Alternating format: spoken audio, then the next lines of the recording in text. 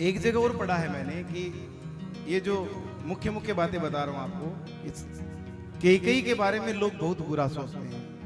कैकेयी ने राम को वनवास दिलवाया है, लेकिन कैकेयी ने जितना राम को चाहा था ना, उतना कोई किसी को नहीं चाह सकता।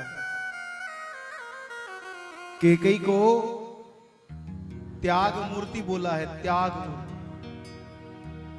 अगर इसका प्रमाण चाहिए ना आपको, दशरथ का जब अंत हो गया, भरत जी जब मिलने के लिए वन में पधारे ना, चार माताएं तीनों आई थी, तो प्रथम भेंटी कैकेयी, पहले कैकेयी से मिले।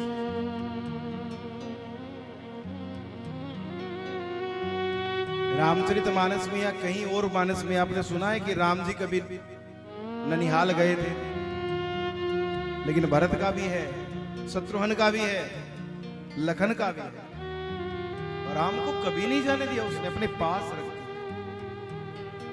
ये बात 4 वर्ष के थे राम, 3-4 वर्ष के, अपनी गोद में अपने कक्ष में रखती थी। आज भगवान श्री राम छोटे से मुंह से बोले, मैया हमें आपसे कुछ मांगना है, और जैसी ये बात कही गदगद हो गई। राम क्या चाहिए तुझे? तेरे को मांगने में देरी होगी बेटा, तेरी मां देने में नहीं करेगी, बोल क्या चाहिए तुझे? भगवान राम ने मां का हाथ पकड़ा, अपने सर पर रखा। मां, मैंने तुमसे जो मांगा जीवन में किसी को नहीं बताएगी। तुरंत रख दिया, नहीं बताऊंगी बेटा, मेरा राम खुश रहे, मेरा राघव खुश रहे। भगवान ने फिर सर पर हाथ रखा, मैया अगर तूने वो वरदान दे दिया ना जो मैं मांगूंगा तेरे से, जीवन में कोई भी अपनी बेटी का नाम कैकेयी नहीं रखेगा। कोई परवाह नहीं, तुरंत रख दिया, कोई बात नहीं, मैं बदनाम हो जाऊं, मेरा राम खुश रहे, मेरा राघव खुश रहे। भगवान भी रोने लग गए थे, कितनी दिव्य मां है, पूछती नहीं, दिए जा रही है, जा क्या चाहिए। और फिर भगवान ने सर पर हाथ रखा और कहा, मैया अगर तूने वो वरदान दे दिया ना जो मैं मांगूंगा, तो तेरे को विधवा भी होना पड़ेगा।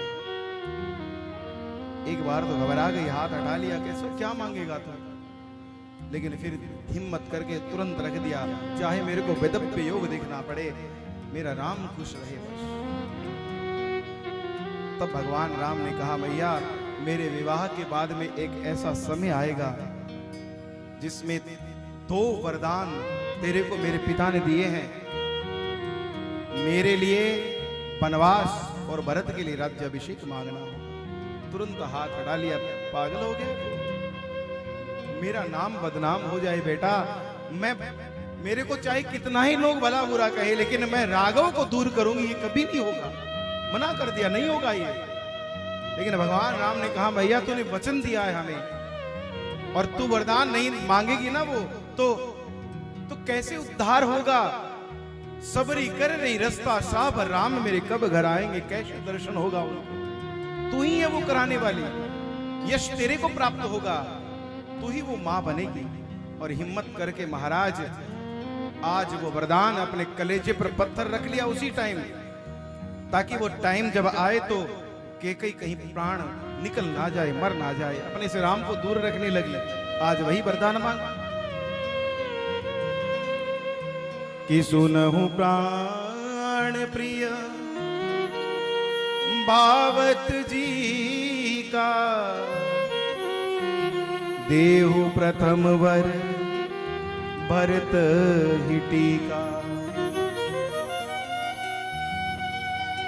दशरथ ने पहला वरदान ऐसे दे दिया, हाँ कोई बात नहीं, मेरा बेटा ही तो है, वो और भरत राजा बने, ये बने, कोई परवाह नहीं। देखो भेदभाव तो था ही नहीं, ये तो होना था, और कैकेयी ने किया था, ये निश्चित था हमारा।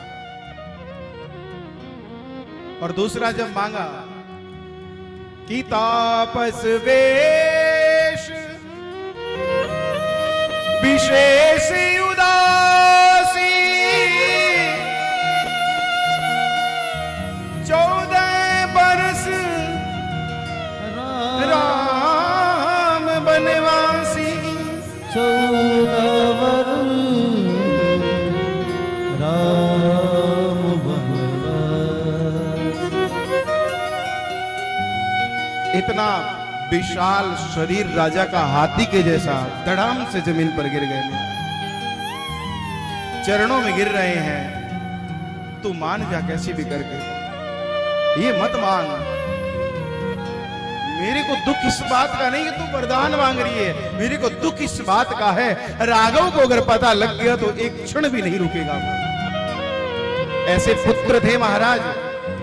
आज अगर कोई पिता अपने पुत्र को बोले कि मार्केट जाकर आ, बाजार जाकर आ, तो भी पूछेगा किस कारण, क्यों, क्या करना है।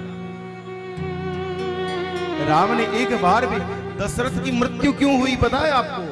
दशरथ इस वियोग में मर गए कि राम ने मेरे को एक बार भी नहीं पूछा कि मेरा कसूर क्या है, तो वनवास दे रहे हैं आप मुझे, एक बार भी नहीं कहा। वनवास हुआ।